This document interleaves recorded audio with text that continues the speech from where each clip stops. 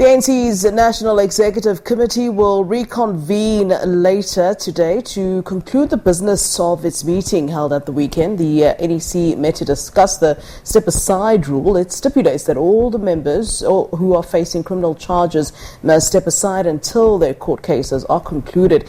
It is understood that implicated members should step aside within 7 days of being charged. Those who are refusing to step aside will be suspended from the party, and this information should then be communicated by the Deputy Secretary General. Meanwhile, reports have emerged that the virtual meeting descended into chaos last night as the supporters of Magashule objected a motion for him and others facing corruption charges to step aside. The ANC has denied those reports. There was nothing chaotic about the meeting of the National Executive Committee. What had happened was that the meeting started on Friday. It had quite a number of issues to process. So given the time to process all of those issues, there would not have been sufficient space to conclude. What happens in the ANC is that at the conclusion of the National Executive Committee, there would be a recordal of the different decisions that the Secretary General's office would have captured. Those are then presented to the NEC for ratification. Once ratified, the President then does a closing address which captures critical decisions taken by the NEC. The following day, will then issue a statement, a more broad statement by the Secretary General of the African National Congress, now conveying and communicating all of the decisions. What we then do afterwards, we'll then do what we call an NEC bulletin, which captures the decisions and then goes to all our structures. So this is consistent with the practice. Now, we had gone on with the meeting because of the number of reports that were before the NEC.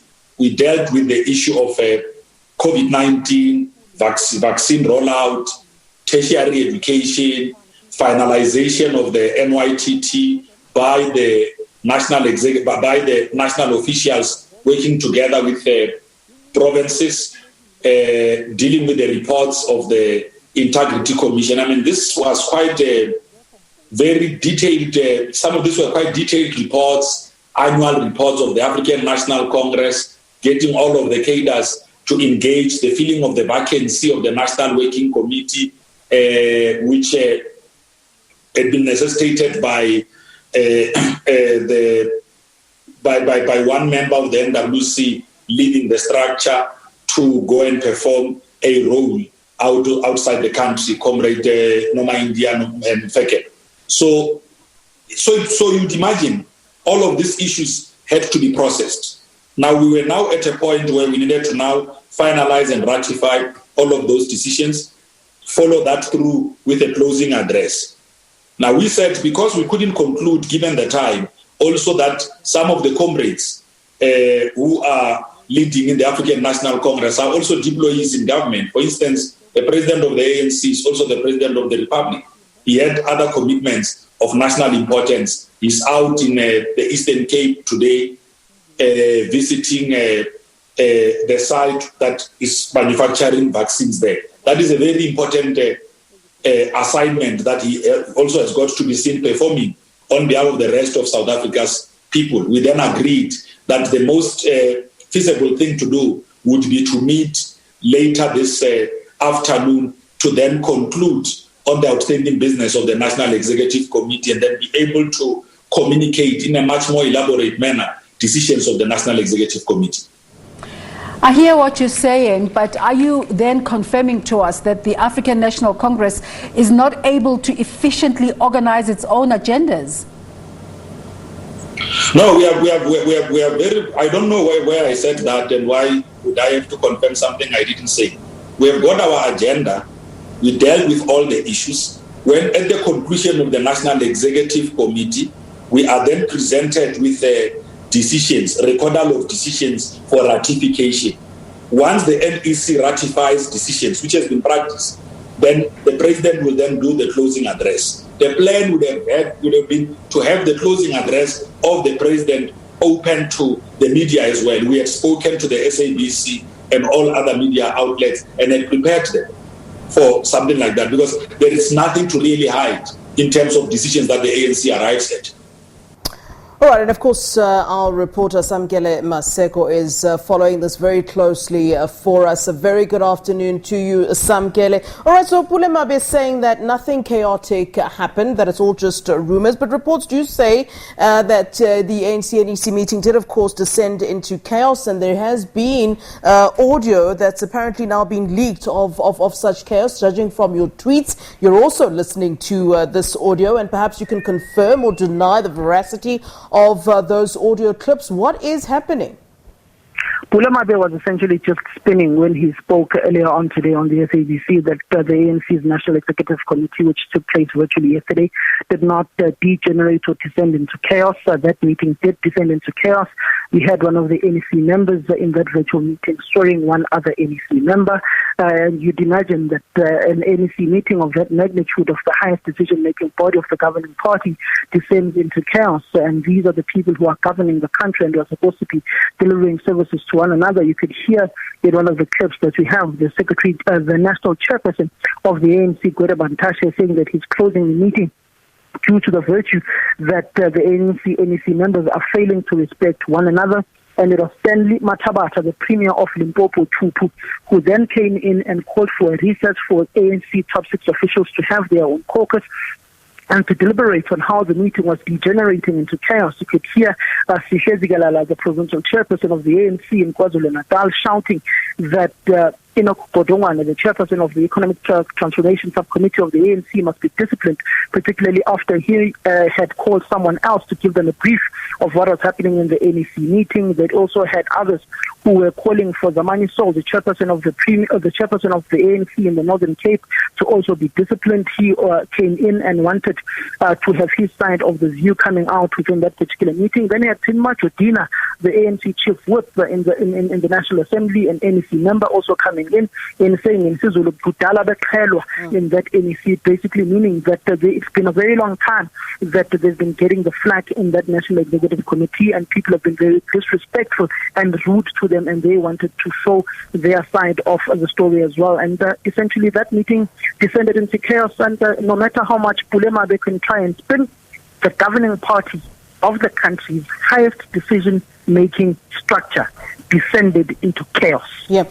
What was the cause? What ultimately caused that breakdown that we heard about yesterday? I mean, as you say, it seems that Pulemabe is spinning. He mentions the fact that, look, the meeting had to end because the president had to go somewhere, and there were other issues in between all of that. And I think you're correct in saying that this is all just some sort of a spin. What was the ultimate reason for that breakdown? We did hear reports about the fact that the Secretary General, Magashule, had said that, look, he's not going to step aside, and that there were, and as you mentioned, there was a lot of sort of fighting within that ANC NEC meeting. But what was the main cause of, what ended that meeting? That meeting descended into chaos essentially after the Secretary General of the ANC interrupted the president of the party, Cyril Ramaphosa, who was reading the decisions and the resolutions of the NEC, and he was on the point that all leaders of the ANC who are facing charges in courts of law in the country of fraud, corruption, money laundering and racketeering must step aside within 7 days. And he then unmuted himself and said he disagrees with the president, and that's when those who are in support of AC Magashule also came into the fore and disrupted the meeting, which essentially led to the chaos that you could hear later on. And you could hear one of the ANC NEC members using the S word that ends with a T in that meeting to another NEC member, and that's when the national chairperson, Mantashe, said he was ending the meeting because NEC members are failing to disrespect one another. You could hear one of the female ANC NEC members who was also speaking in that recording that we have, who essentially also says that it's for the first time that the ANC did generate into such chaos, and NEC members are failing to even respect one another. Yeah, there have been a lot of rumours, Samkele, about the fact that those that are supporting the Secretary General, they want to in fact collapse the NEC and in fact want to take all of this to the provinces, to the branches. And I wonder how much of that information you might have on you at this time. Of course, we know that the ANC NEC meeting is reconvening in a short while. I understand in about 15 or so minutes they will be then reconvening. And just in terms of, maybe some information that you've heard or what, and perhaps looking to what we can then expect as this meeting reconvenes. The meeting is reconvening at 7 o'clock this evening. It's no longer at 5 o'clock. We do know that other provinces have held caucuses. We do know that the ANC in the KwaZulu-Natal region in the Free State, where Ace Magashule comes from, they've come out to bat for Ace Magashule to be in his corner and saying that there's a purge against the SG and saying that they want a special national conference to review all the resolutions and the implementation of the policies that the ANC took at its 54th national conference. It essentially paves the way for those who want to go to a special national conference and have a vote of no confidence against the president of the ANC, and essentially also yesterday some were even threatening that if the ANC NEC passes this resolution of those who are charged with fraud and corruption and money laundering, racketeering to step aside within 7 days, there would be a mass resignation of NEC members who are sympathetic to the radical economic transformation of the ANC, which would ultimately force a special national conference of the governing party.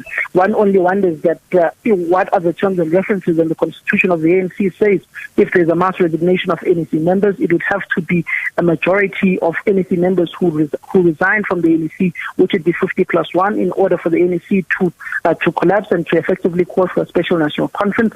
If it's not more than 50% of the NEC members resigning, they can easily co-opt other members to replace those whom are no longer on, who are those who've resigned. For instance, I've had the likes of ANC NEC members who've passed away, like Jackson and Tembu, like the late Edna Mulewa. They have had to go and co-opt people into the positions that were vacated by those particular positions, which you saw the co-option of the likes of Advocate Lindiwe Maseko. I'm not just mentioning her because you say the same name. She's just one of the people who comes top of mind.